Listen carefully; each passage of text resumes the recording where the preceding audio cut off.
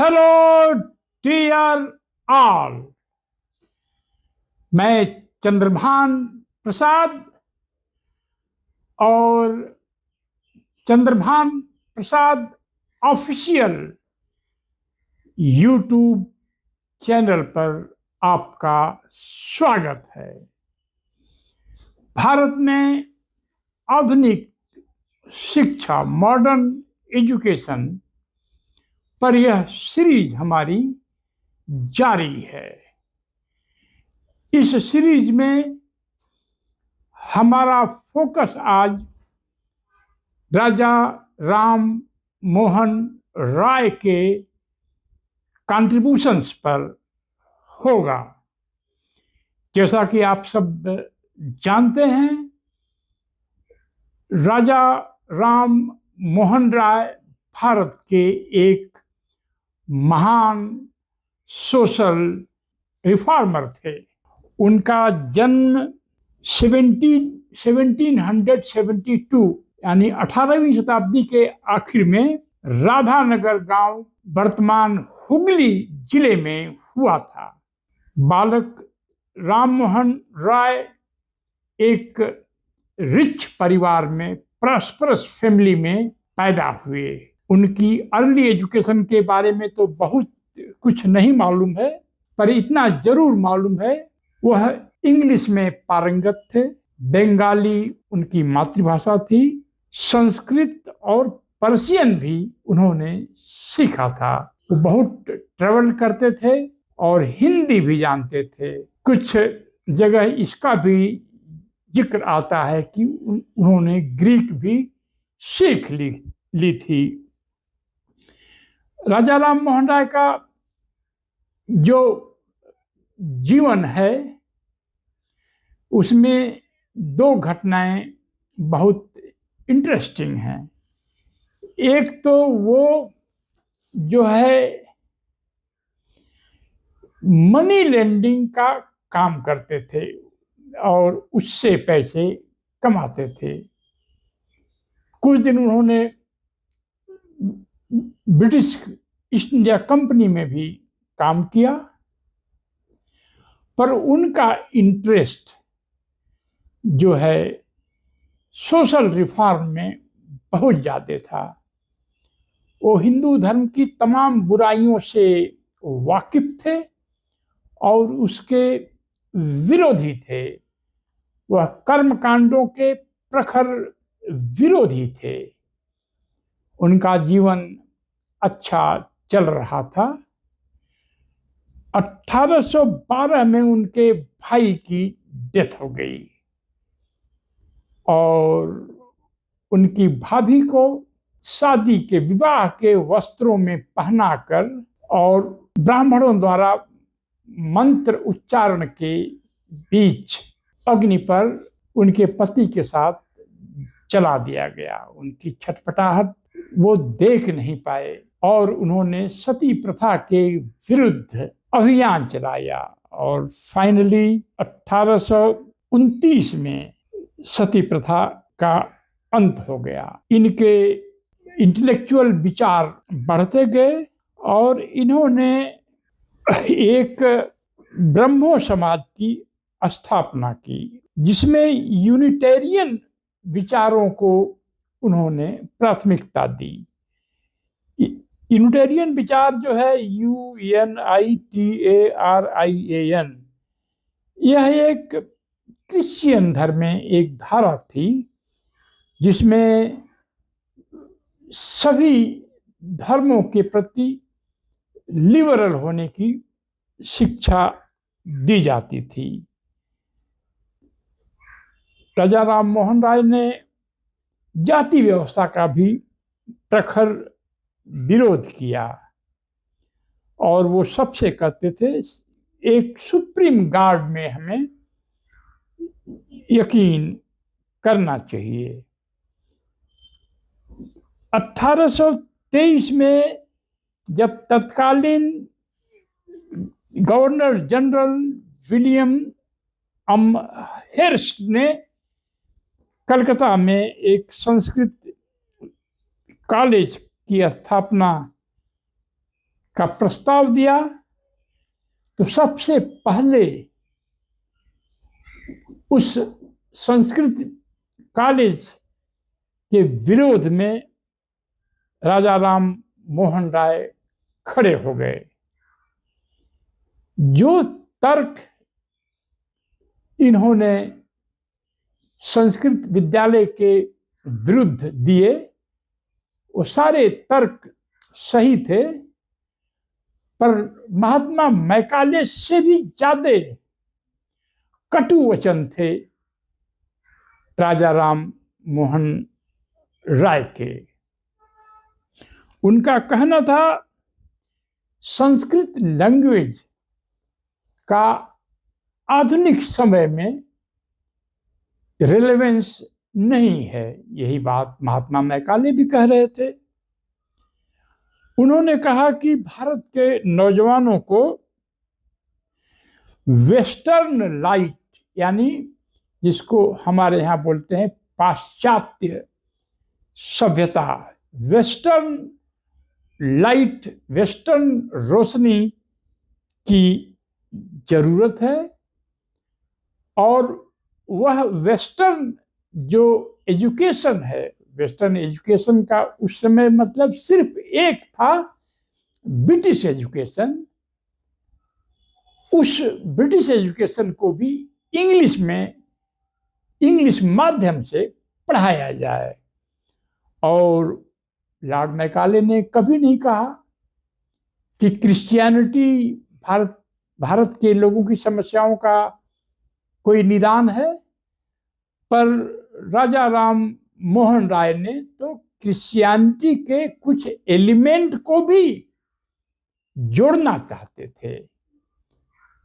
पर सवाल ये है कि राजा राम मोहन राय के जितने बड़े काम थे, वह जो है मैगजीन भी निकालते थे, अखबारों में लेख भी लिखते थे, पर उनको सती प्रथा के विरुद्ध प्रचारक के रूप में, और सती प्रथा को 1829 में विलियम बेंकिट के समय उसके बैन पर जो इनकी सफलता थी, हमें उतना ही क्यों बताया गया। हमें स्कूलों में, कॉलेजेज में, यूनिवर्सिटीज में, जनरल नॉलेज की किताबों में यह क्यों नहीं बताया गया कि राजा राम मोहन राय जाति व्यवस्था के भी विरोधी थे। राजा राम मोहन राय क्रिश्चियनिटी के कुछ तत्वों को बहुत आवश्यक मानते थे। राजा राम मोहन राय वही बातें मैकाले से 10 साल पहले कर रहे थे, या 12 साल, जो बातें महात्मा मैकाले ने इंडिया में 1835 में करना शुरू किया था। तो जैसा कि इस सीरीज में आपने देखा होगा, जो भी रिफॉर्मर्स या महापुरुष अतीत में हुए हैं, जिन्होंने थोड़ा भी जाति व्यवस्था के विरुद्ध बोला है, लिखा है, उनके बारे में हमारे स्कूल सिस्टम में पढ़ाया नहीं गया। अपने लोगों को इस ज्ञान से वंचित रखा गया और एक अधूरा इतिहास हमें पढ़ाया गया, और सारी एनर्जी महात्मा मैकाले के विरुद्ध खड़ी की गई, इन्वेस्ट की गई, क्योंकि महात्मा Macaulay British East India Company में एक बहुत बड़े पद पर थे। ब्रिटेन में वह ब्रिटिश हाउस ऑफ कॉमन्स में मेंबर ऑफ पार्लियामेंट थे, एक बड़े हिस्टोरियन थे, एक बड़े इंटेलेक्चुअल थे। उनके पिताजी स्लेव ट्रेड के विरुद्ध ग्रुप में शामिल थे। तो एक बड़े टारगेट पर भारत के लोगों ने हमला शुरू किया। वो टारगेट महात्मा मैकाले थे, जबकि राजा राम मोहन राय महात्मा मैकाले से भी रेडिकल थे। शायद महात्मा मैकाले हिंदुइज्म की बुराइयों को भी कह सकते थे, जाति की बुराइयों को भी कह सकते थे, संस्कृत लैंग्वेज की अनुपयोगिता के बारे में भी कह सकते थे, क्योंकि वह एक भारतीय थे। वह ब्राह्मण परिवार में पैदा हुए थे और खुद संस्कृत जानते थे। तो इसलिए वो राजा राम मोहन राय साहब इतने रेडिकल हो सकते थे। महात्मा मैकाले को अपने शब्द चुन चुन कर बोलने पड़ते थे, क्योंकि उन पर इस बात की आशंका बनी रहती थी कि यह अंग्रेज हैं, गोरी चमड़ी वाले हैं, इनका भारत पर शासन है, इसलिए यह भारत की जाति व्यवस्था के विरोधी हैं, भारत के हिंदू धर्म की कमियों को उजागर करते हैं।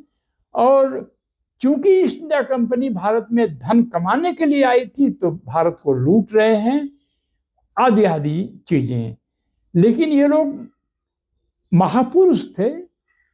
भारत में जो भी जिस चीज की भी कमी है उसकी तरफ इशारा कर रहे थे। यह ऐसा ग्रुप था जो भारत में कृषि औजारों के उत्पादन पर भी विचार कर रहा था, जाति व्यवस्था की खिलाफत कर रहा था, रिफॉर्म की बात कर रहा था, सती प्रथा समाप्त करने की बात कर रहा था, और British modern education, modern mathematics, physics, chemistry, philosophy, ये सब भारत में इंट्रोड्यूस करना चाहते थे। अगर British system of education Bharat में नहीं आया होता तो शायद कई सदियों तक भारत और भी बैकवर्ड बना रहता। शायद नेपाल और अफगानिस्तान से प्रतियोगिता कर रहा होता, बैकवर्डनेस में, एडवांसमेंट में नहीं। तो जो भी दर्शक इस वीडियो को देख रहे हैं, उन्हें यह बात याद रखनी चाहिए कि महात्मा मैकाले के पहले भी एक महापुरुष थे जिनका नाम राजा राम मोहन राय था। इनका ओरिजिनल नाम राम मोहन राय था। राजा की टाइटल दिल्ली दरबार ने दिया था, और इनकी डेथ ब्रिटेन में हुई थी, जहां ब्रिस्टल नामक एक जगह है, वहां पर इनकी डेथ हुई थी। आज भी वहां पर इनकी कब्र है। भारत से बहुत सारे लोग जाते हैं वहां पर, तो उस कब्र पर अपना जो है वो देखते हैं और महान रिफॉर्मर के प्रति अपनी कृतज्ञता व्यक्त करते हैं। पर खास तौर से जो जाति व्यवस्था से सताए गए लोग हैं, जिनको जाति व्यवस्था ने आगे बढ़ने से रोका है, जिस जाति व्यवस्था ने भारत की तरक्की को रोका है, वो जितने लोग जो जाति व्यवस्था के खिलाफत करने वाले थे, वो हमारे लिए महापुरुष थे, महापुरुष हैं, महापुरुष बने रहेंगे। आप सभी को यह याद रखना चाहिए, जब भी महात्मा मैकाले का नाम आए तो राजा राम मोहन का नाम भी बड़े ही अदब के साथ लेना चाहिए। अगर आप कोई यह वीडियो पसंद आ रहा है या सीरीज पसंद आ रही है तो इसको अपने दोस्तों में फॉरवर्ड करिए, सब्सक्राइब करिए और ज्वाइन बटन प्रेस कर इसमें पर मंथ अपनी अपनी चॉइस के हिसाब से कंट्रीब्यूशन करिए, ताकि हमारी रिसर्च और भारत के विभिन्न हिस्सों में ट्रेवल जारी रहे। जय भीम, जय भारत।